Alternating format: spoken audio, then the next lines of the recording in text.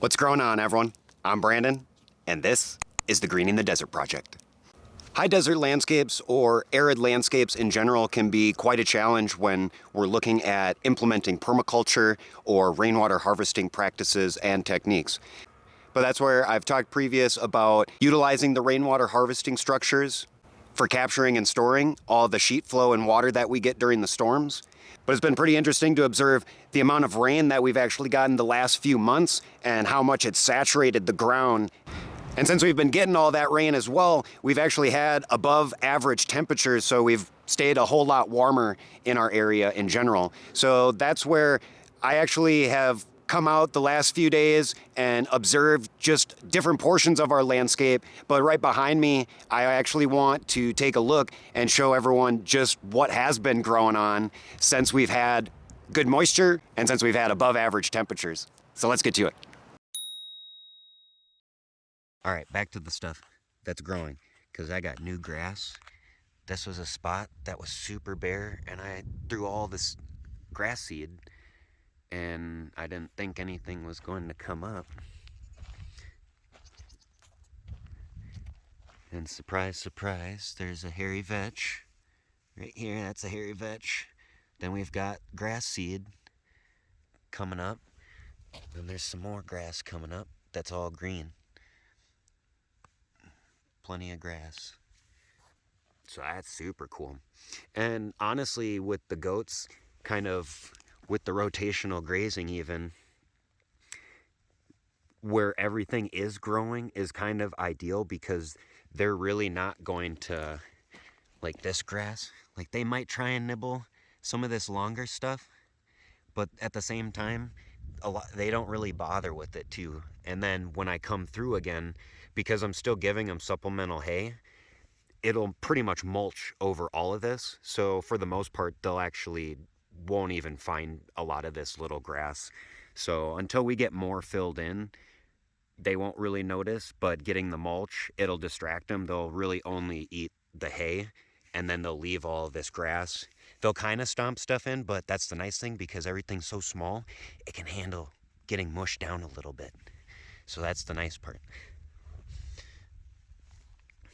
And because this is the native grass seed too, this should be able to deal with just kind of our strange, abnormal winter.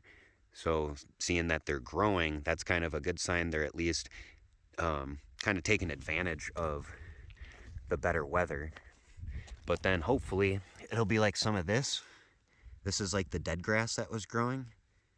But when I pull on it, it's kind of the thing, it's still hunkered in. So we're going to be keeping an eye on a lot of this dead grass and just seeing if it was established enough before it got too cold in the beginning. What was that, November? Before it got too cold and it kind of killed it off, or it died off. See, I pulled that out. Oops. See, that one probably wouldn't have come back. It wasn't very deep in there, so that's what I'm looking for. See, something like this.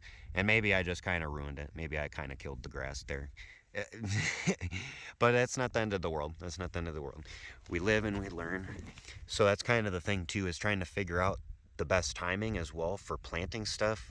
And really that's kind of working with the weather as well too. So keeping an eye on the weather is going to be ideal for trying to understand the timing of planting. You know, are we only getting away with planting in spring and then trying to let it grow through summer, or do we try and observe what things kind of look like into December, into the next year, like now with this warmer weather? And it's like, this is a good time to plant almost more grass.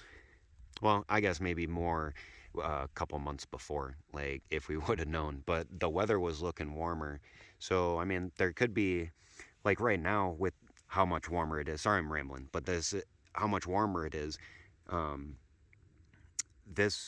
We could still plant stuff and maybe still have enough time for, like, more specifically grasses, maybe some of this cooler season, because we can see like the clover, the daikon radish. We've got some globe mallow growing over there too.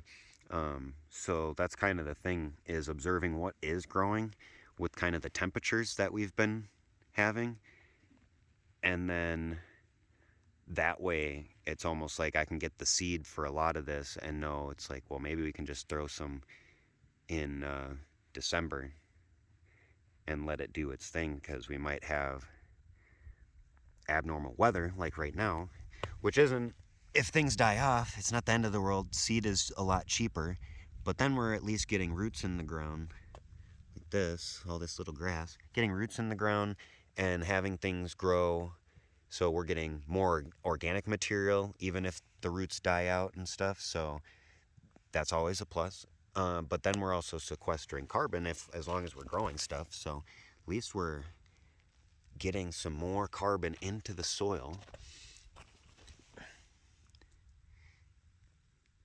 and promoting more of the microbe life, all of the bacteria and the few fungal strands maybe that might be, you know, the fungal hyphae that might be in this, and then definitely underneath the trees. So we're gonna be using more of the duff under some of the tree stuff too. So I'll have a video update on kind of what I'm doing with that and like where I'm getting it from, because I'm not taking it from like, you know, trees like this, or it's going to be specific. And because I've been trimming trees, smaller trees and stuff like that, that's where we want to take advantage and kind of spread some of that thick mulch. And obviously mulch is ideal out here for holding moisture and insulating and growing plants and providing food for the fungi.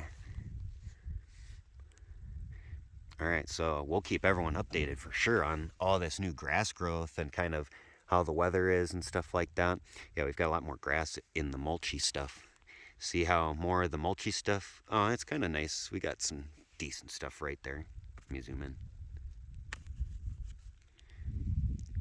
Yeah, some stuff growing right in there. All right, so we'll keep everyone posted on this.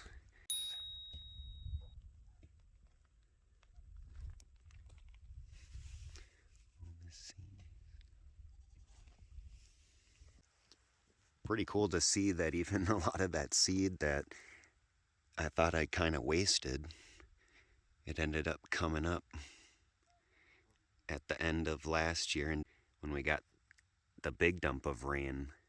So the ground really hasn't dried out any since we got the bigger storm. What was that? That was in November, I think. Yeah, when we got the week of rain, that was like 3.5 inches, almost 4 inches, I think, total throughout the week that we got. It also, ever since then, the ground has just been moist. And then we got 0.7 of an inch last week. And then I'm out here this morning and we got, kind of earlier this morning, I think we got 0.3 or 0.4 of an inch. Now this is just the beginning of the year, and it's really promising just to see the vegetation that is growing even currently through our winter. Even though we don't have very much snow going on, I've got a little bit of flurries coming down on here, but nothing too drastic.